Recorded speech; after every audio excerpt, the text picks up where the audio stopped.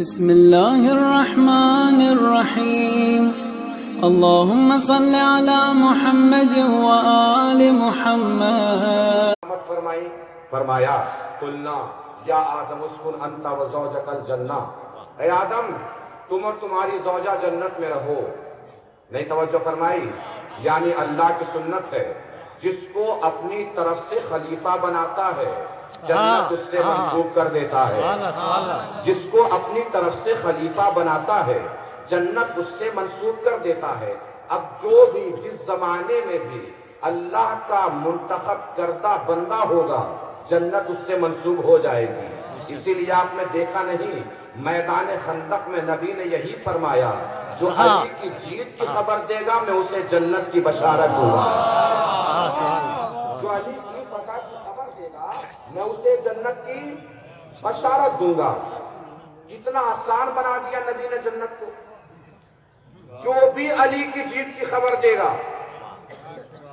اسے جنت کی بشارت دوں گا۔ یا رسول اللہ، جنت کو اتنا سستا کر دیا؟ نبی شاید جواب دیں، جنت کو سستا نہیں کیا، دشمن کے دعوے کے مقابلے اپنے وعدے کی عظمت کو بڑھایا ہے۔ دشمن نے دعویٰ کیا کیا تھا کہ تمہارے نبی نے تم سے کہا ہے کہ میدان جنگ میں جاؤ، شہید ہو جاؤ، شہید پر جنت واجب ہے، یا میدان جنگ میں جاؤ دشمن کو مار دو، غازی کہلاؤ، غازی پر بھی جنت واجب ہے، یا مر کے جنت لے جاؤ یا مار کے جنت لے جاؤ۔ رسول نے فرمایا مرنے مارنے کی بھی ضرورت نہیں، صرف علی کی جیت کی خبر لا دو جنت لے جاؤ، صرف علی کی جیت کی خبر لا دو جنت لے جاؤ، صرف علی کی جیت کی خبر لا دو جنت لے جاؤ۔ اب ایمانداری سے بتائیے، علی کی جیت کی لانی ہے خبر لانے کے لیے کیا کرنا پڑے گا؟ جنگ دیکھنی پڑے گی، جنگ دیکھنی پڑے گی نہیں دیکھنی پڑے گی؟ اب 100 افراد صف بستہ علی کی جنگ دیکھ رہے ہیں، ان لوگوں نے دیکھا کہ علی جیت گئے، اب وہ لوگ وہیں کھڑے رہیں گے؟ خبر نہیں پہنچانی ہے، خبر دیں گے تبھی تو جنت کی بشارت ملے گی۔ خبر کیسے پہنچائیں گے؟ وہیں کھڑے رہیں گے یا بھاگیں گے؟ توجہ، کھڑے رہیں گے یا بھاگیں گے؟ کھڑے رہیں گے یا بھاگیں گے؟ اب جملہ جانے، لکھنؤ کے حالات جانے، لکھنؤ کا مجمع جانے، لکھنؤ کے سامعین جانے، میں تو صرف تشریح کر کے بیٹھ جاؤں گا، آپ جانے مولا علی کی شجاعتوں کی عظمت جانے، آپ کا سلام جانے۔ نبی نے کیا فرمایا؟ جو بھی علی کی جیت کی خبر لا کے دے گا میں اسے جنت کی بشارت دوں گا۔ دیکھنا پڑے گا علی کی جنگ کو، دیکھیں گے جیت گئے تو بھاگیں گے نبی کی طرف۔ اب بھی توجہ نہیں فرمائی، دشمن نے دعویٰ کیا تھا یا مر کے جنت لے جاؤ یا مار کے جنت لے جاؤ، نبی نے وعدہ آگے بڑھایا، ان کی اوقات بھی جانتا ہوں، ان کی حیثیت بھی جانتا ہوں، مرنے کا ان میں حوصلہ نہیں، مارنا انہیں آتا نہیں۔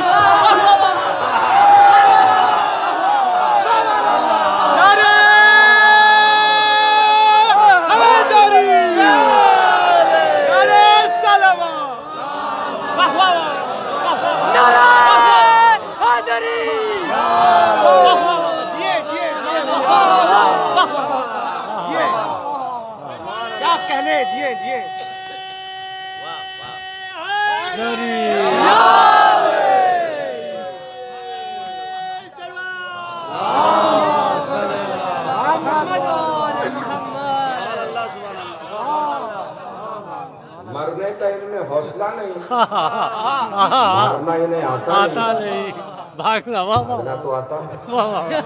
آج علی کے صدقے میں بھاگ کر ہی جنت لے جاؤ۔ فتح ہو گئی، نبی نے اعلان فرما دیا، ضربت علی یوم الخندق افضل من عبادت الثقلین۔ خندق کے دن علی کی ایک ضربت اس میدان کا تذکرہ ہے جس میں چلی ہی 2 ضربتیں ہیں، ایک رکی ہے ایک چلی ہے۔ نبی صرف ایک کا تذکرہ فرما رہے ہیں، یا نبی اللہ دوسری ضربت پسند نہیں آئی؟ نبی فرمائیں گے کیسی بات کر رہے ہو؟ بتانا یہ چاہ رہا ہوں، ایک ضربت کا تو جواب لاؤ۔ ثقلین کی عبادت سے افضل کتنی افضل ہے؟ کتنی افضل؟ ڈھونڈیے، تلاش کیجئے کتنی افضل ہے۔ علی کی ضربت کتنی افضل ہے، یہ تلاش کرنے کے لیے کہ علی کی ضربت کتنی افضل ہے، لفظ افضل کا شجرہ دیکھنا پڑے گا۔ توجہ ہی نہیں فرمائی آپ نے۔ دنیا میں لفظوں کا بھی شجرہ ہوتا ہے، بس علی کے دشمنوں کا شجرہ نہیں ہوتا۔ لفظوں کا بھی شجرہ ہوتا ہے، بس علی کے دشمن کا شجرہ نہیں ہوتا۔ دیکھنا پڑے گا افضل کا شجرہ۔ یا رسول اللہ آپ نے فرما تو دیا کہ افضل ہے، یہ بتائیے کتنی افضل ہے؟ نبی شاید جواب دے، حد تلاش کرنے کی کوشش نہ کرو، پریشان ہو جاؤ گے، مبتلا آلام ہو جاؤ گے۔ بس کرو یہ کہ اللہ کا گھر تلاش کرو، مسجد تلاش کرو، اذان کا انتظار کرو۔ مؤذن گلدستے اذان پر جائے گا اور جیسے ہی کہے گا اللہ اکبر، جو اکبر کا شجرہ، وہی افضل کا شجرہ، بھئی اللہ بڑا ہے، کتنا بڑا ہے کسی کو خبر نہیں۔ علی کی ضربت افضل ہے، کتنی افضل ہے کسی کو پتہ نہیں۔ ایک صلوات پڑھیں مل جل کے پر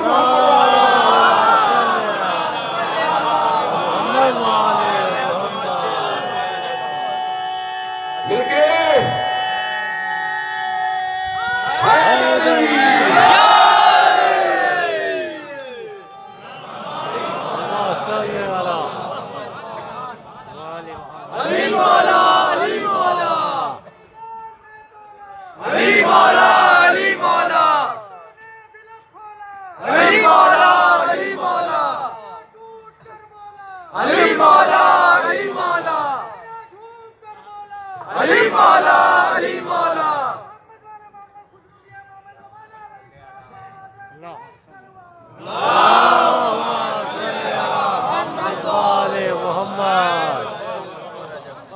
کیا بات ہے، سبحان اللہ سبحان اللہ۔ پہنچے گفتگو تو امام اللہ ہی بنائے گا۔ ایک آیت میں نے آپ کے سامنے پیش کر دی۔ اب دوسری آیت کریمہ بڑی مشہور و معروف جو امامت ہی سے منسوب ہے۔ بسم اللہ الرحمن الرحیم۔ وَإِذِ ابْتَلَىٰ إِبْرَاهِيمَ رَبُّهُ بِكَلِمَاتٍ فَأَتَمَّهُنَّ۔ ابراہیم کا اللہ نے امتحان لیا، ابراہیم امتحان میں کامیاب ہو گئے۔ اللہ نے تحفۃً ارشاد فرمایا انی جاعلک للناس اماما، میں تمہیں لوگوں کا امام بنا رہا ہوں، میں بنا رہا ہوں، میں بنا رہا ہوں۔ اللہ نے یہاں بھی اعلان فرمایا کہ امام ہمیشہ وہی بنائے گا، وہی سے بنائے گا، یہی سے نہیں بنے گا۔ سبحان اللہ سبحان اللہ۔ سلامت رہیے۔ امام ہمیشہ وہ بنائے گا، وہی سے بنائے گا، میں بنا رہا ہوں۔ ابراہیم نے پوچھ لیا پروردگار مجھے تو مل گئی امامت، میری ذریت؟ اللہ نے منع نہیں فرمایا، بلکہ اللہ نے فرمایا لا ینالو عہد الظالمین، میرا یہ عہدہ ظالموں تک نہیں پہنچے گا۔ یعنی اللہ نے بتا دیا امامت اللہ کا عہدہ ہے، اللہ کی مرضی، چاہے جسے امام بنائے چاہے جسے امامت سے روک لے، چونکہ ظالموں تک امامت نہیں پہنچنے والی ہے۔ تو ابراہیم ہو گئے امام۔ اب امامت کی بلندی یہ ہے کہ امام اللہ کو پہچنوانے دنیا میں آتا ہے۔ جو بھی اللہ کے مقابلے پر آئے گا امام اس کے مقابلے پر کھڑا ہو جائے گا۔ یقین نہ ہو تو ابراہیم کی زندگی دیکھ لیجئے، ابراہیم کی حیات دیکھ لیجئے۔ 14 سال کی عمر آپ کی، غار سے باہر نکلے، آزر چچا بت بیچا کرتا تھا، نمرود کی شکل کے بت بیچا کرتا تھا۔ آزر نے ابراہیم سے کہا کہ تم بھی بت بیچنے جایا کرو۔ ابراہیم نے سوچا کہ مصلحت اسی میں ہے کہ بت بیچا جائے۔ ابراہیم کیا کرتے تھے؟ بتوں کے گلوں میں یا پیروں میں رسی باندھتے تھے، بازار میں کھینچتے تھے، اعلان کرتے تھے کون ہے ان بتوں کو خریدنے والا جو نہ کسی کو فائدہ دے سکتے ہیں نہ نقصان دے سکتے ہیں؟ میں بھی موت دیتا ہوں، میں بھی حیات دیتا ہوں۔ ابراہیم اس کے چہرے کو دیکھ کے مسکرائے جیسے اس کی بے وقوفی پہ ہنس رہے ہوں۔ بولے اچھا تو یہ بات ہے؟ کہ تو میرا خدا وہ ہے جو سورج کو مشرق سے نکالتا ہے، تو بھی اگر خدا ہے تو سورج کو مغرب سے نکال کے دکھا۔ نہیں پہنچی بات؟ ابراہیم نے خدا کی ایک علامت یہ بیان کی کہ جو بھی سورج کو مغرب سے نکالے وہ خدا ہے، جو بھی سورج کو مغرب سے نکالے وہ خدا ہے۔ یہ میرے ہاتھ جڑے ہیں، علی خدا تو نہیں ہے مگر سورج کو مغرب سے نکال کے دکھایا تو ہے، سورج کو مغرب سے نکال کے دکھایا تو ہے۔ پہنچے ہیں نا آسمان کی بلندیوں تک؟ آئیے آپ کو عرش کی بلندی کی سیر کراتا ہوں۔ کیا سمجھ رہے ہیں میرے جوان، میرے نوجوان؟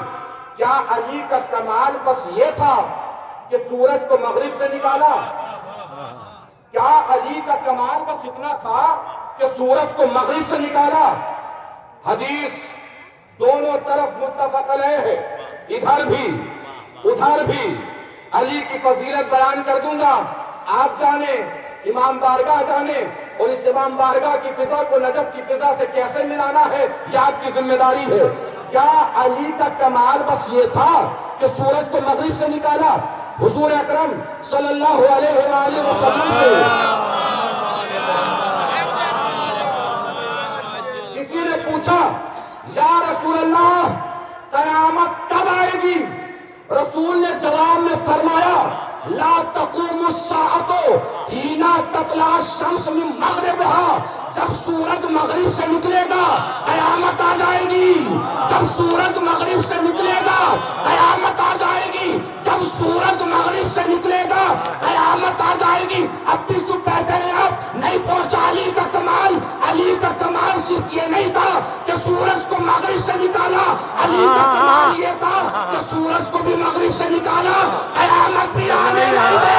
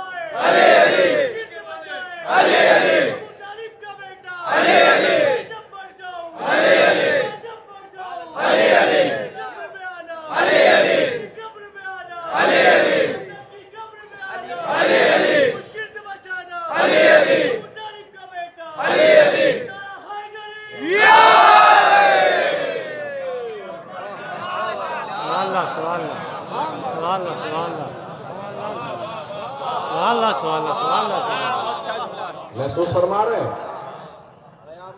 ابراہیم فاتحانہ انداز سے باہر آئے۔ قوم نے ایک دن کہا ابراہیم سے کہ آج ہماری عید کا دن ہے، چلتے ہیں عید منانے۔ ابراہیم نے کہا تم ہی جاؤ، ہم تو یہیں رہیں گے۔ عید منانے وہ باہر گئے، ابراہیم بت گدے کی طرف گئے، سارے بت توڑ دیے، ایک بت چھوڑ دیا، اور جس کلہاڑے سے سب بت توڑے تھے وہ کلہاڑا اس اکیلے بدھ کے گلے میں لٹکا دیا. لوگ واپس ہوئے, دیکھا بدھ کا دیکھا حال, یہ کس نے کیا؟ کسی نے کہا سب تو چلے گئے تھے, بس ابراہیم رہ گئے تھے, انہیں بلایا جائے. ابراہیم آئے, بدھ کا دیکھا حال, کیا کیا تم نے؟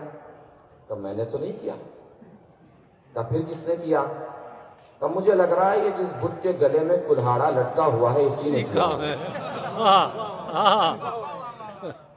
انہوں نے کہا کیسی باتیں کر رہے ہو؟ کہ اس سے پوچھ کے دیکھو, ہو سکتا ہے بات کا جواب دے. اس سے پوچھ کے دیکھو, ہو سکتا ہے تمہاری بات کا جواب دے دے. کہ ابراہیم یہ کیسی بات کر رہے ہو؟ یہ بول نہیں سکتا ہے, کوئی فائدہ نہیں دے سکتا ہے, کوئی نقصان نہیں دے سکتا ہے. اب ابراہیم کا تاریخی جواب سنیے, تاریخی مجمع کی نظر ہے, اور آپ کی طرف سے بھی تاریخی جواب آنا چاہیے. اگر بات پہنچ جائے, بہت آہستہ سے پڑھوں گا, مگر سننا بالکل آہستہ سے نہیں ہے, چونکہ جملہ نہیں ہے, عقیدوں کو کھنگالنے والا جملہ ہے. کہ جیسے انہوں نے کہا نا کہ یہ بول نہیں سکتا, ابراہیم نے پلٹ کے جواب میں فرمایا مسکراتے ہوئے, پھر وہاں بیٹھ کیوں گیا ہے جہاں اسے بیٹھنا نہیں چاہیے تھا؟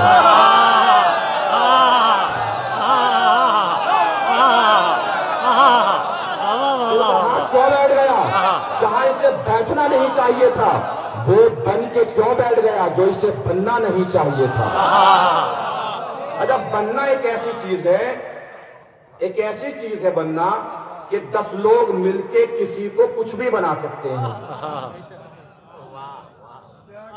بس 10 لوگوں کو تھوڑا سا پلان کرنا پڑے گا, کچھ بھی بنا سکتے ہیں آپ کسی کو. 2-4 شعر آ کے ممبر پہ پڑھے, پڑھتے وقت کانفیڈنس نہیں ہوگا, اتر کے چلے, 10 لوگ بس مسافہ کرتے ہوئے اتنا کہہ دیں بہت اچھے شعر تھے. آتے وقت شاعر نہیں تھا, باہر نکلتے وقت شاعر ہو جائے گا. بہت سی بات, بہت سی بات. 1 گھنٹہ کوئی یہاں کے بولے, چلتے وقت بس آپ لوگ مل کے اس سے کہہ دیجئے کہ ایسی ہی مجلس ہونی چاہیے. آتے وقت شاید خطیب نہ سمجھتا ہو اپنے آپ کو, جاتے وقت خطیب ہو جائے گا. توجہ ہی نہیں فرمائی آپ نے. لوگ چاہیں تو مل کے کسی کو شاعر بنا دیں, کسی کو خطیب بنا دیں, کسی کو ذاکر بنا دیں, کسی کو ڈاکٹر بنا دیں, کسی کو حکیم بنا دیں. ہم نے تو لوگوں کو خلیفہ تک بناتے دیکھا ہے.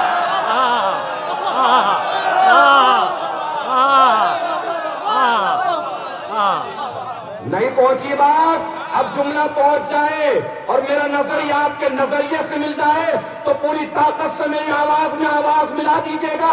دنیا چاہے کسی کو کچھ بھی بنا دے, حکیم بنا دے, ڈاکٹر بنا دے, شاعر بنا دے, خلیفہ تک بنا دے, تنہا ترین اکیلا انسان ہے علی, جس کو دنیا نے خدا بھی بنانا چاہا مگر نہ بنا.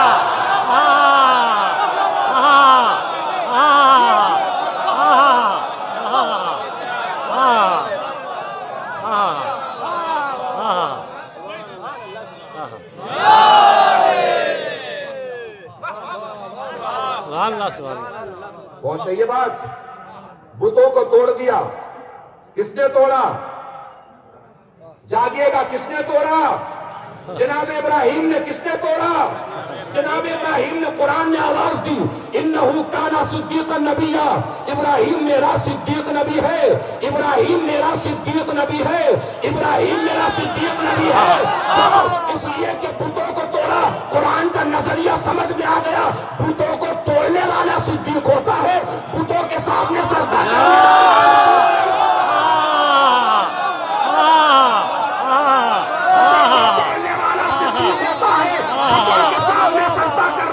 صدیق نہیں ہوتا. اور بلندی پہ لے چلوں بھائی, جو زمین پہ کھڑا ہو کے بتوں کو توڑے وہ صدیق ہوتا ہے, جو رسول کے بے شک بے شک بے شک بے شک بے شک بے شک بے شک.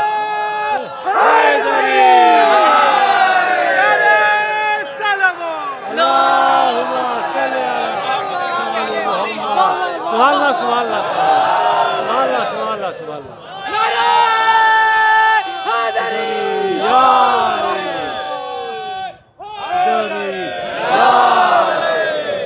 سبحان اللہ سبحان اللہ سبحان اللہ سبحان اللہ سبحان اللہ. پہنچ رہی ہے بات؟ امامت جو اللہ کی طرف سے عطا ہوتی ہے وہ اتنی بلند ہوتی ہے، اتنی عظیم ہوتی ہے. جس کو اللہ نے امام چنا اس نے ایک دن سوال کر لیا، پروردگار تم مردوں کو زندہ کیسے کرتا ہے؟ اللہ نے کہا کیوں؟ یقین نہیں ہے؟ ابراہیم نے کیا سوال کیا؟ دکھا دے آج مجھے مردوں کو زندہ کیسے کرتا ہے. یقین نہیں ہے؟ کہا ہے. اطمینان قلب کے لیے پوچھ رہا ہوں. اللہ نے جواب کیا ٹھیک ہے ایسا کرو، خذ اربعۃ من الطیر، 4 پرندے لو، ان کو خود سے مانوس کرو، کاٹو، الگ الگ پہاڑوں پہ بکھیر دو، بلاؤ گے دوڑے چلے آئیں گے، ہائے ہائے ہائے ہائے. دوڑے چلے آئیں گے، دوڑے چلے آئیں گے. پروردگار خود مارتا، جلا کے دکھاتا، ایسے مارتا ہوں، ایسے زندہ کرتا ہوں. ابراہیم کو ذمہ داری کیوں سونپ دی؟ خود مارو، خود بلاؤ، دوڑے چلے آئیں گے. کہ ابراہیم کو ذمہ داری نہیں سونپی ہے، امامت کی عظمت بتا رہا ہوں تاکہ دنیا کو پتا چل جائے جب کسی کالی کوٹری میں امام بنانے بیٹھے تو ذہن میں کم سے کم یہ تو آئے کہ ہر کس و ناقص امام نہیں ہوتا. امام وہ ہوتا ہے کہ اگر بلائے تو مردہ زندہ ہو کے دوڑا چلا آتا ہے، مردہ زندہ ہو کے دوڑا چلا آتا ہے. اب اتنے سارے علماء یہاں تشریف فرما ہے میری نگاہوں کے سامنے. پوچھئے وہ 4 پرندے کون سے تھے کہ جن کو ابراہیم نے ذبح کیا؟ تاریخ بتاتی ہے مرغ، مور، گدھ، کبوتر. چاروں الگ. پھر سن لیجئے، مرغ، مور، گدھ، کبوتر. ابراہیم نے کیسے زندہ کیا؟ چاروں جانوروں کو ذبح کر کے، پرندوں کو ذبح کر کے چونچ کو ہاتھ میں رکھا، بلایا. کبوتر ذبح ہو چکا تھا، گدھ ذبح ہو چکا تھا، لیکن کسی تاریخ نے یہ نہیں لکھا کہ گدھ کا بدن اڑ کر کبوتر کی چونچ پہ آ کے لگ گیا ہو. گدھ کا بدن اڑ کر کبوتر کی چونچ پہ آ کے لگ گیا ہو یا کبوتر کا بدن گدھ کی چونچ پہ چلا گیا ہو. بھائی چاروں کو مارا، قیمہ کیا، ایک جگہ رکھا. اب بھی توجہ نہیں فرمائی. ان پرندوں کو دیکھیے اور سے، ان میں کچھ حرام ہے کچھ حلال ہے. حلال حرام پرندے مرنے کے بعد ایک جگہ رہے مگر جب زندہ ہو کے آئے تو حلال حلال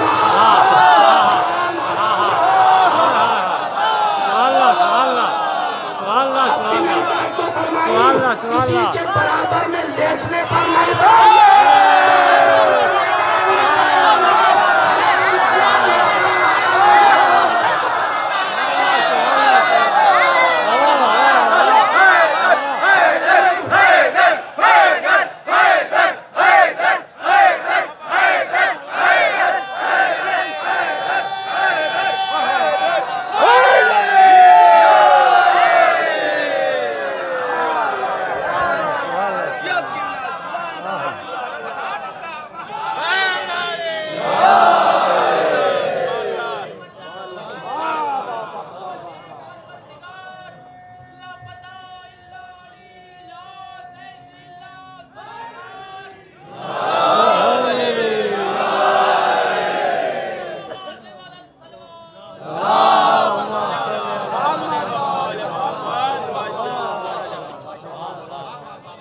سلامت رہیے.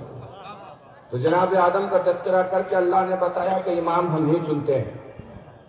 جناب ابراہیم کا تذکرہ کر کے اللہ نے بتایا کہ امام ہم ہی چنتے ہیں. ایک اور تذکرہ، بڑا عظیم تذکرہ، یہی شاید آخری تذکرہ ہو اور بات یہیں سے اپنی منزل تکمیل تک پہنچ جائے گی. جناب موسیٰ کا بھی تذکرہ کر کے یہی بتایا کہ خلیفہ، وزیر، امام ہم ہی چنتے ہیں. جناب موسیٰ مدائن کی طرف سے چلے، مصر کی طرف آ رہے ہیں، ساتھ میں اہلیہ بھی ہیں، زوجہ بھی ہیں. تکلیف محسوس فرمائی جناب موسیٰ کی زوجہ نے. تکلیف کو ختم کرنے کے لیے جناب موسیٰ ایک پہاڑ کی طرف چلے. دیکھا کہ آگ جل رہی ہے. جناب موسیٰ اور قریب ہوئے.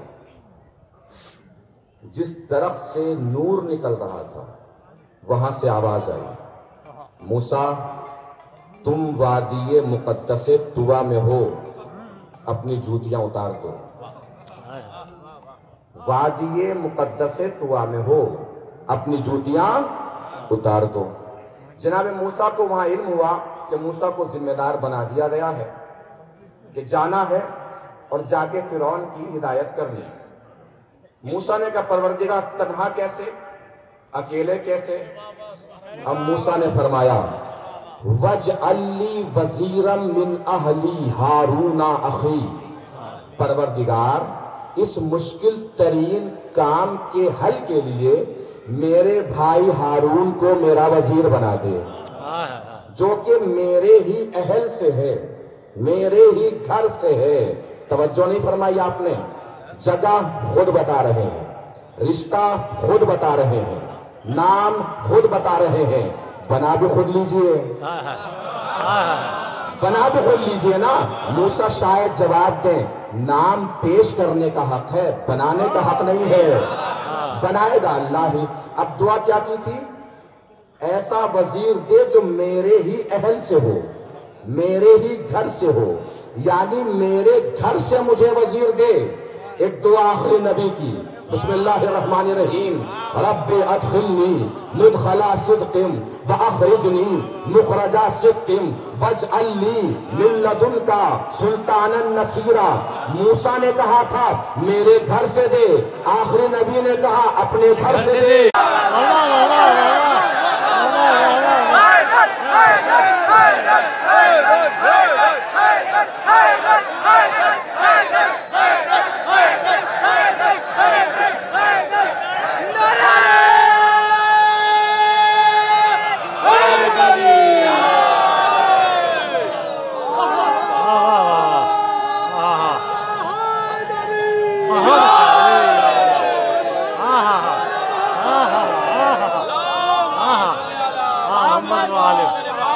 کیا بات ہے, علی جہاں آتا دیوار پھٹ جاتی ہے.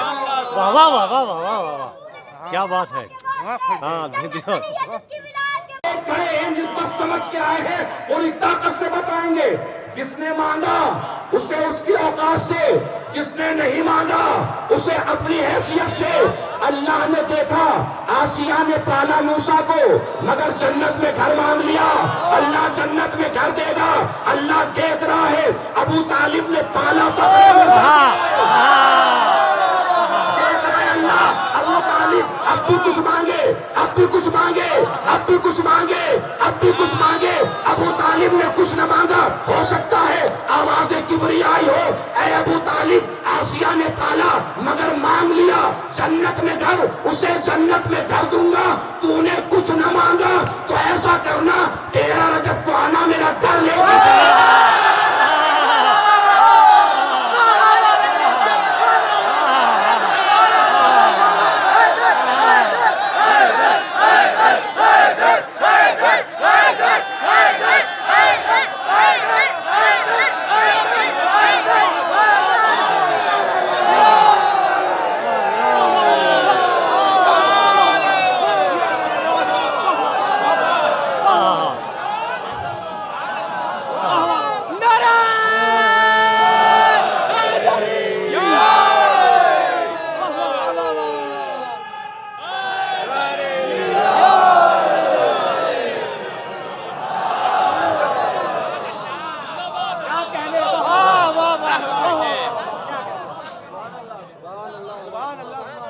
ابو طالب وہ عظیم شخصیت ہے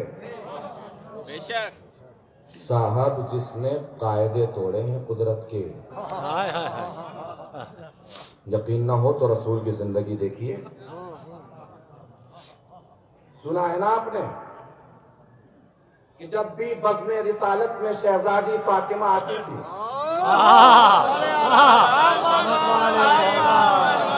رسول پورے قد کے ساتھ کھڑے ہو جاتے تھے. پورے قد کے ساتھ، بے شک پورے قد کے ساتھ جب بھی آتی تھی، جب بھی کا مطلب ایک مرتبہ آئے تو رسول ایک مرتبہ کھڑے ہوں گے، 70 مرتبہ آئے تو رسول 70 مرتبہ کھڑے ہوں گے۔ رسول کیوں کھڑے ہو رہے ہیں؟ شہزادی فاطمہ کے احترام میں۔ احترام کا مطلب کیا ہے؟ شہزادی فاطمہ کھڑی ہیں تو رسول بھی کھڑے ہوں گے، شہزادی فاطمہ کھڑی ہیں تو رسول بھی کھڑے ہوں گے۔ اس کا مطلب قاعدہ طے ہو گیا کہ جب بھی فاطمہ کھڑی ہوں گی، جب بھی فاطمہ کھڑی ہوں گی رسول کھڑے ہوں گے۔ کسی نے سنا ہے کہ علی کے کھڑے ہونے سے رسول کھڑے ہوتے ہوں؟ سنا ہے کسی نے؟ لیکن لے چلیے اپنے اذہان کو بلندی پر، علی کی عظمت سمجھیں گے؟ بھائی علی کے کھڑے ہونے سے رسول تو کھڑے نہیں ہوتے تھے، لیکن علی کے کھڑے ہونے سے شوہر کے احترام میں فاطمہ کھڑی ہوئی۔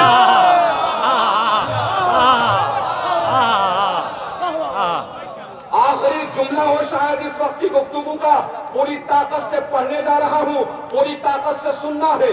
جس کے دل میں حضرت ابو طالب کی جتنی عظمت جلوہ فکن ہو اتنی طاقت سے بتائے گا۔ بھائی فاطمہ کے کھڑے ہونے سے رسول کھڑے ہوتے تھے، علی کے کھڑے ہونے سے نہیں، لیکن علی کے کھڑے ہونے سے شوہر کے احترام میں فاطمہ کھڑی، فاطمہ کے احترام میں نبی کھڑے۔ محسوس فرمائے گفتگو؟ آگے بڑھیے، توجہ۔ جتنے بھی اللہ کے منصب ہیں سب کے سب شہزادی فاطمہ کے گھر میں، نبوت بھی، رسالت بھی، ولایت بھی، امامت بھی، نبوت بھی، ولایت بھی، امامت بھی۔ اب آپ جانے، آپ کا مولا جانے، مولا کے بابا ابو طالب جانے، جملہ میں پڑھ دوں گا، آپ کی ذمہ داری بڑھا۔ صلوات پڑھیں نزول کے بر محمد و آل محمد۔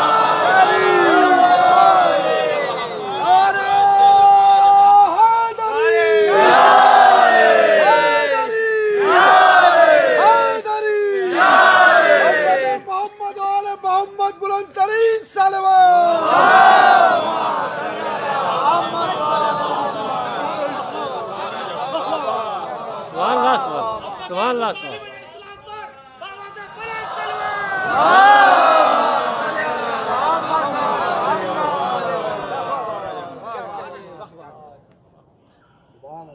جس کا احترام اللہ کا ہر منصب کر رہا ہے، دنیا اسے کافر بتا دیتی ہے۔ عمر ابن عبدالعزیز کا نام سب نے سنا ہی، آپ سب نے۔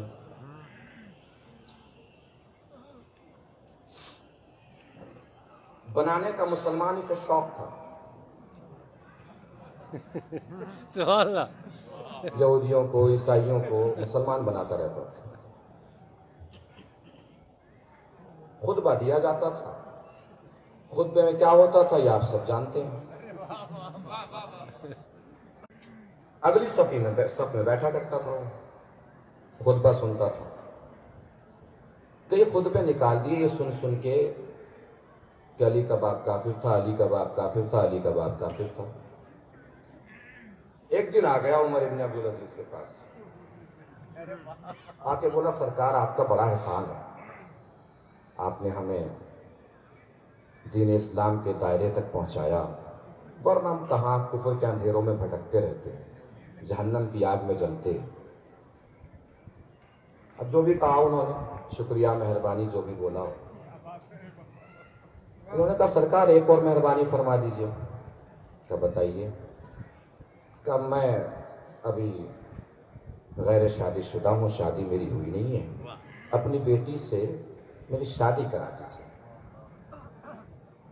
اس نے کہا یہ کیسی بات کر رہے ہو، اپنی بیٹی سے شادی کیسے کرا سکتا ہوں؟ کہا کیوں، مسلمان نہیں ہوں میں؟ کہا ہے، میرے اسلام پہ بھروسہ نہیں ہے؟ پھر کیوں؟ کہا نہیں میں نہیں کر سکتا۔ کہا کیوں نہیں کر سکتے؟ کہا نہیں کر سکتا۔ کیوں نہیں کر سکتے؟ اس نے پلٹ کے جواب دیا تو مسلمان ہے مگر تیرا باپ کافر ہے۔ رہ گئی بات نہیں پہنچی. تو مسلمان ہے, تیرا باپ کافر ہے. چونک تو اس نے کہا اچھا, یعنی آپ اپنی بیٹی کی شادی میرے ساتھ اس لیے نہیں کر رہے ہیں کہ چونکہ میں تو مسلمان ہوں, میرا باپ کافر ہے. کیا بالکل صحیح سمجھے؟ کیا تو سرکار بس ایک بات بتا دیجئے, آپ کی فضیلت زیادہ ہے کہ رسول کی فضیلت زیادہ ہے؟ آپ کی فضیلت زیادہ ہے کہ رسول کی؟ کہ رسول کی؟ آپ کی بیٹی زیادہ باعظمت ہے کہ رسول کی بیٹی زیادہ باعظمت ہے؟ کہ رسول کی بیٹی زیادہ باعظمت ہے. تو سرکار بس مجھے اتنا بتا دیجئے, آپ اپنی بیٹی کی شادی میرے ساتھ اس لیے نہیں کر رہے ہیں کہ میں تو مسلمان ہوں, میرا باپ کافر ہے. رسول نے اپنی بیٹی علی کو کیسے دے دیا؟ علی کا باپ کیسے تھا؟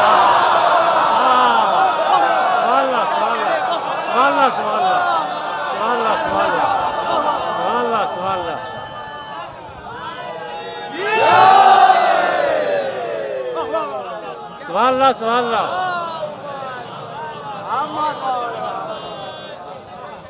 سلامت رہو.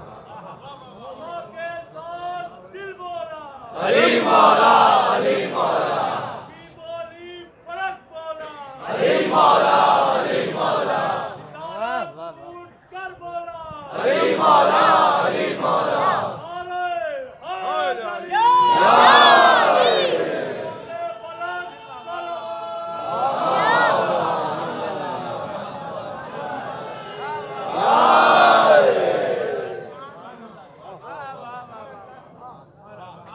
سلامت رہیے. اللہ آپ کے یہاں آنے کو قبول فرمائے, آپ کی تمام تر زحمتوں کو قبول فرمائے, تمام تر محنتوں کو قبول فرمائے. امامت اللہ ہی کی طرف سے ہوگی, امام اللہ ہی بنائے گا, اور جب اللہ امام بنائے گا تو وہ امام بے بس نہیں ہوگا, مختار ہوگا. ہمارا امام 15 سال یا 14 سال قید خانے میں رہے تو کیا بے بس تھے؟ بے بس نہیں تھے. واقعہ ملتا ہے, شیخ عباس قمی علیہ الرحمہ نے منتہی الاعمال میں واقعہ لکھا ہے کہ قیدی آپ کے ساتھ قید ہوا تھا, پریشان دیکھا امام نے, کہ تم نکلنا چاہتے ہو؟ کہ ہاں نکلنا چاہتے ہو. کہ آنکھ بند کرو. آنکھ بند کی, اپنے گھر کے سامنے کھڑا تھا, امام بھی ساتھ میں تھے.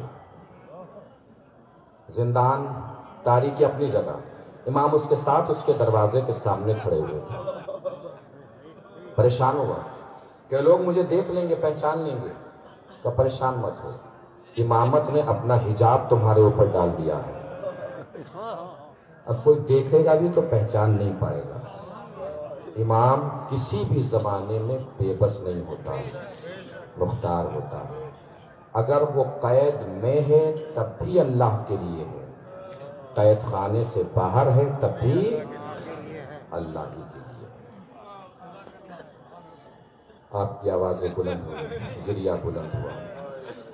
میں اکثر کہتا ہوں کہ جو پہلی ہائے ہوتی ہے نا آپ کی, بس اسی کو سننے کے لیے شہزادی اپنی ٹوٹی ہوئی پسلیاں پکڑ کے جنت البقیع سے آتی.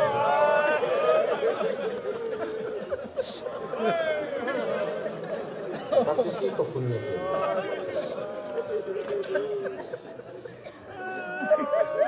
اور میں آپ کو روز یہ بات بتا رہا ہوں کہ مسائل میں رویا ضرور کیجیے. اس لیے نہیں کہ خطیب مسائب پڑھ رہا ہے, بلکہ اس لیے کہ آپ کی آوازیں شہزادی فاطمہ کے دل کو سکون بہت دیتی ہیں.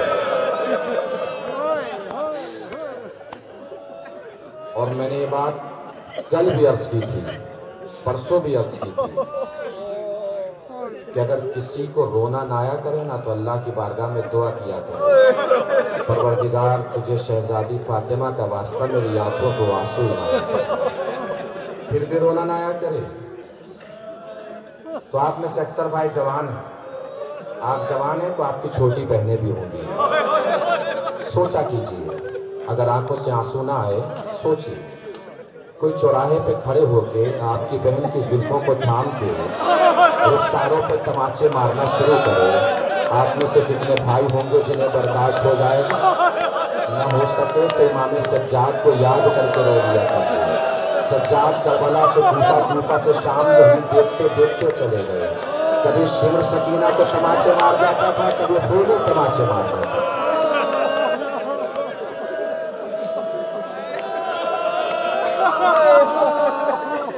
دو نسبتوں سے منسلک ہونے کے لیے آپ تشریف لائے ہیں۔ جناب ابو طالب کے تابوت کی زیارت فرمائیں گے، پھر اس غریب کے تابوت کی زیارت فرمائیں گے جس کا تابوت مزدوروں کے کاندھوں پہ اٹھا تھا۔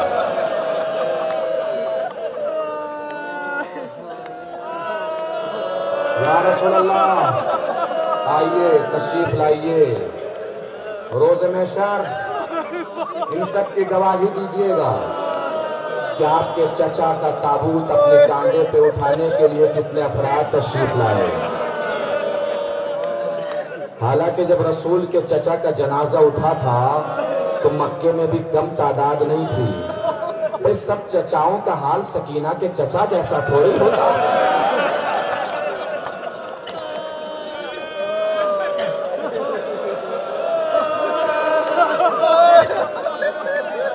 سکینہ کا چچا جب گھوڑے سے گرا تو منہ کے بل گرا، ہاتھ تو دونوں کٹ گئے تھے، کس چیز سے سہارا لیتا؟ یہ رسول کے چچا ہیں، ان کے غسل و کفن کی ذمہ داری خود رسول نے اٹھائی۔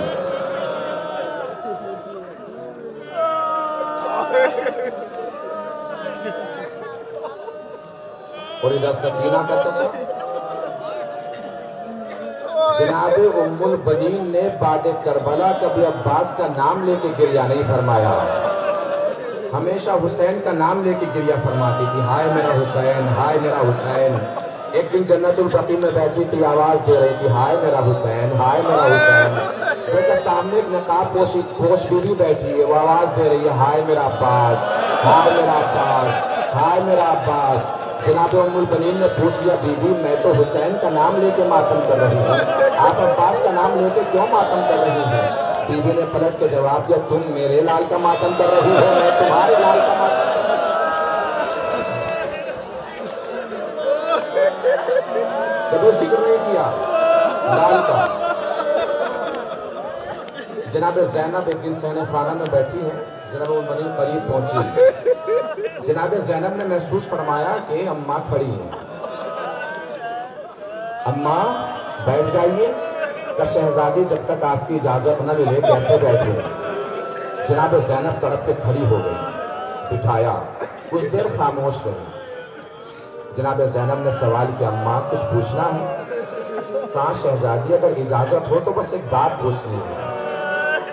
کہا اماں اجازت کیسے پوچھیے؟ کہ شہزادی آج مجھے بس اتنا بتا دیجئے میرا عباس مارا کیسے گیا تھا؟ کہ اماں سر پہ گرز لگا۔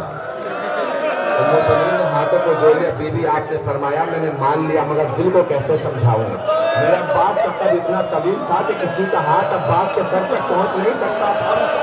جناب زینب نے تڑپ کے فرمایا، اماں پہلے عباس کے بازو کٹے، بازو کا کٹنا تھا کہ آنکھ میں تیر لگا، آنکھ میں تیر کا لگنا تھا کہ تیر نکالے کے لیے عباس نے اپنا سر جھکایا، جیسے ہی سر جھکایا ظالم کا گرز چلا۔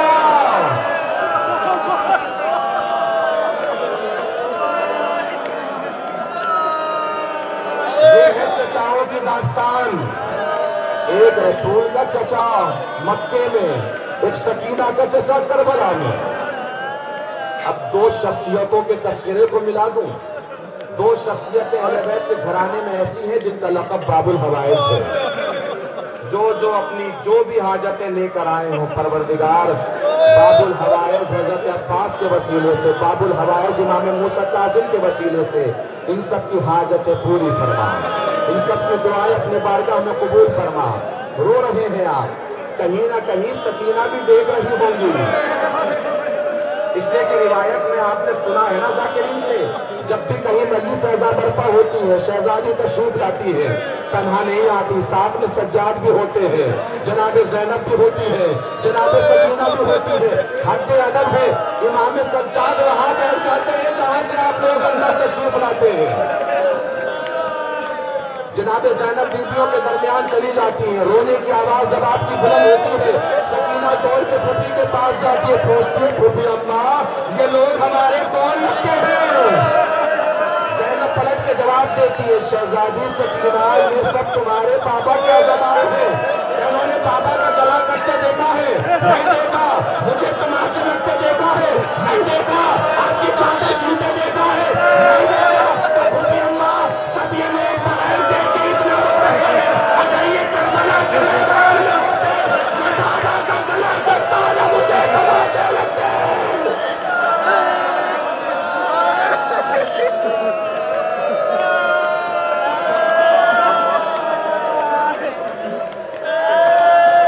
اب سنیں گے اس باب الحوائج کی شہادت کا تذکرہ،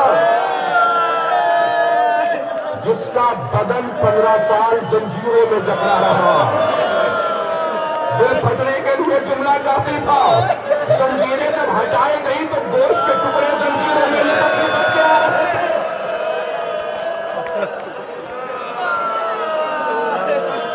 بہت گریہ فرمایا آپ نے، بس آخری جملہ ہے، مسائل تمام ہو جائیں گے۔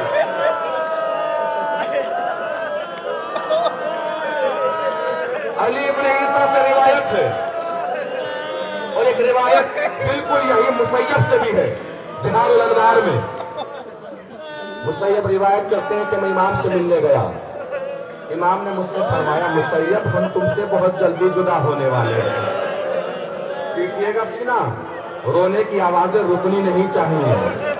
اس غریب کے لیے رونے آئے ہیں کہ جس کا جنازہ اٹھانے کے لیے 3 دن تک شہزادی فاطمہ کی آواز پل پہ گونجتی رہی۔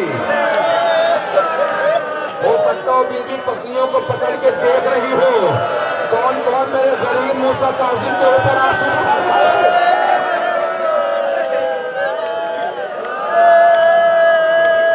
کا مسیب علی ابن عیسیٰ سے بھی روایت ہے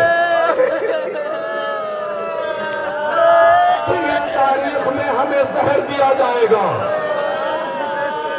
لیکن مسیب جب تک میرا بدن 3 حالتوں سے نہیں گزرے گا میری شہادت واقع نہیں ہوگی۔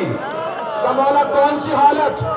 کہ ایک دن میرا بدن سبز ہوگا، دوسرے دن میرا بدن زرد ہوگا، تیسرے دن میرا بدن سرخ ہوگا۔ اب تینوں کیفیتیں سنانا، مسائل تمام ہو جائیں گے، رو لیجیے گا جتنا رونا ہوگا، دے لیجیے گا پوچھا جتنا دینا ہوگا۔ کہ مولا 3 حالتوں کا سبب کیا ہے؟ کہ مسیب پہلے مجھے زہر دیا جائے گا، زہر کے سبب میرے بدن کا رنگ سبز ہو جائے گا، مگر میری شہادت واقع نہیں ہوگی۔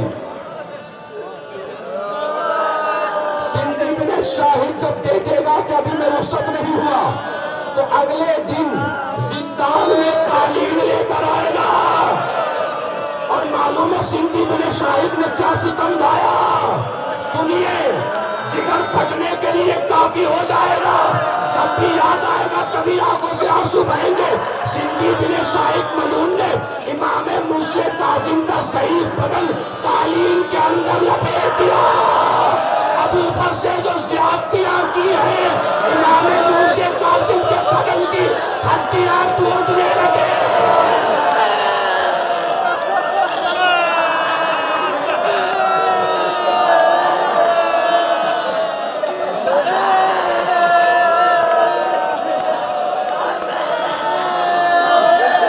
بس آخری جملہ مسائل تمام، آخری ستم مسائل تمام۔